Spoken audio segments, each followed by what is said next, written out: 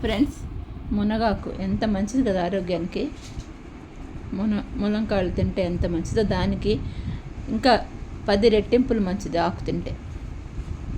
ఇంకా ఈ ఆకు నేను వీక్లీ వన్స్ కంపల్సరీ తెచ్చుకుంటాను. ఎందుకో తెలుసా ఫ్రెండ్స్, ముంబైలో ఉన్నాను కదా, లోన్లీ ఫీల్ అవ్వకూడదు. అంటే నాతో ఎవరు లేరు, నేను ఒక్కతిని ఉన్నానని ఫీల్ అవ్వకూడదు అనమాట.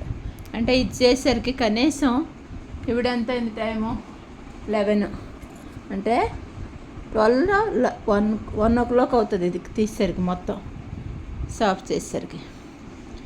ఒట్టి ములమాకు నేను ఫ్రై చేస్తా. అంటే నీళ్ళు అలాగా పోపు వేసాక, ఆకు వేసాక నీళ్ళు కొంచెం కొంచెం చిలకరించి ఆకు అలాగా మెత్తబడేటట్టుగా బాగా తోటకూరలాగా మెత్తగా అయిపోతుంది. ఇంకా ఆకు కూడా చాలా బాగుంటుంది తినడానికి.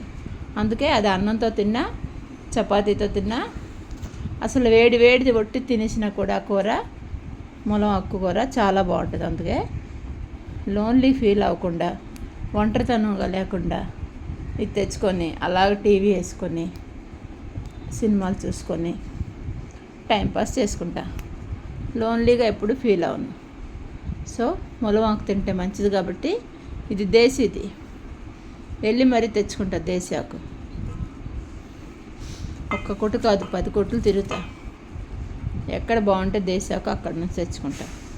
లేతది బాగుంది కదా.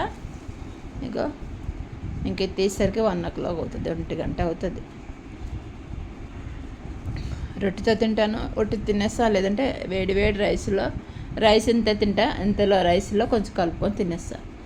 చాలా బాగుంటుంది ఫ్రెండ్స్, ఆరోగ్యానికి కూడా చాలా మంచిది. So good day, good morning, take care.